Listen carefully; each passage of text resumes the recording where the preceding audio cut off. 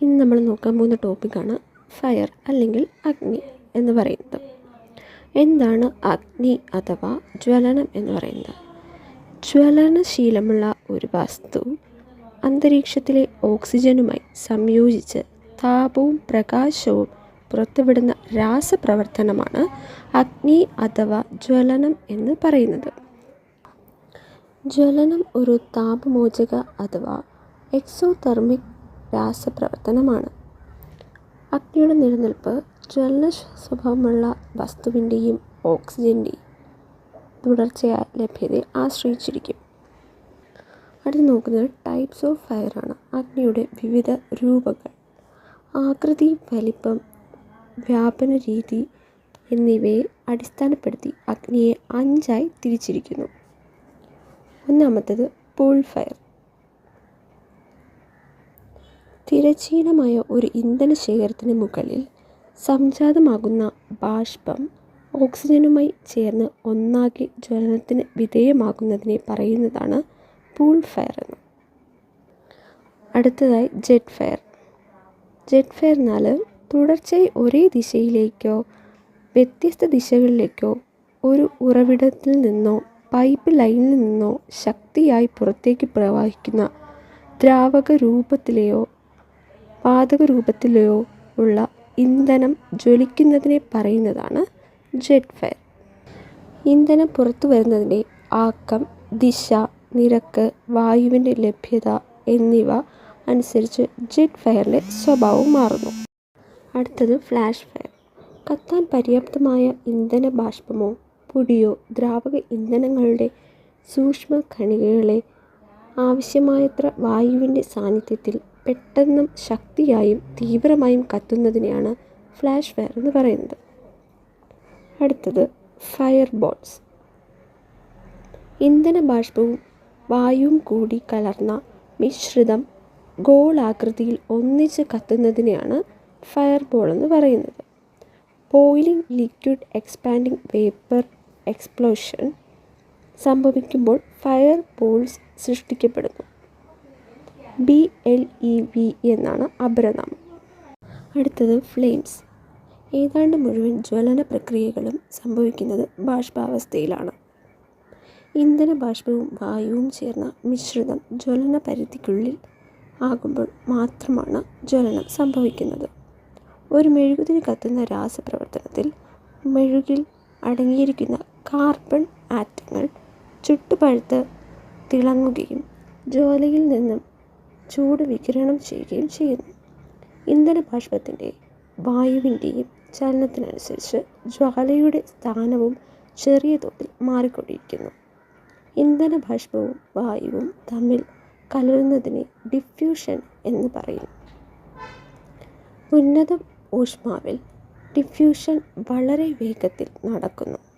Diffusion മുഖേന ഇന്ധന ബാഷ്പവും വായുവും കലർന്ന് സംഭവിക്കുന്ന ജ്വലനത്തെ പറയുന്നത് ഡിഫ്യൂഷൻ ഫ്ലെയിം എന്നാണ്.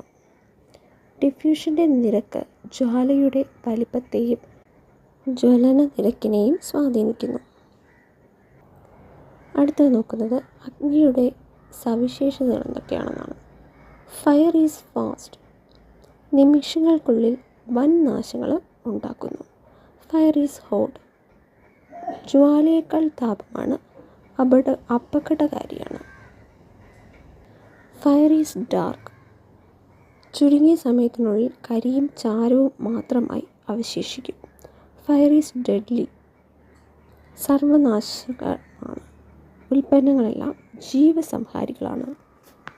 അടുത്തതായി നോക്കേണ്ടത് classifications of fire. Classifications of fire എന്ന് പറയുമ്പം class A fire, class B fire, C fire, D fire, E fire എന്നിങ്ങനെയാണ് ക്ലാസിഫിക്കേഷൻ വരുന്നത്. First one class A fire. കത്തിയാൽ ചാരമോ കരിയോ അവശേഷിക്കുന്ന തരത്തിലുള്ള ഖര വസ്തുക്കളിൽ ഉണ്ടാകുന്ന തീപിടുത്തങ്ങളെ പറയുന്നതാണ് ക്ലാസ് A ഫയർ. ഉദാഹരണത്തിന് തടി, പേപ്പർ, തുണി, പ്ലാസ്റ്റിക് എന്നിവയിൽ തീപിടുത്തം.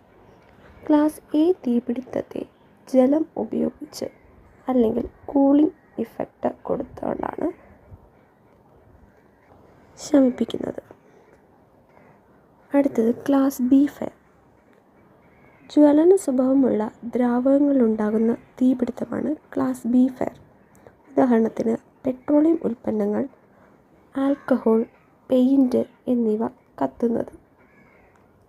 പത അഥവാ foam, dry chemical powder DCP എന്നിവയുപയോഗിച്ച് ബി ക്ലാസ് തീപിടുത്തം ശമിപ്പിക്കാവുന്നതാണ്.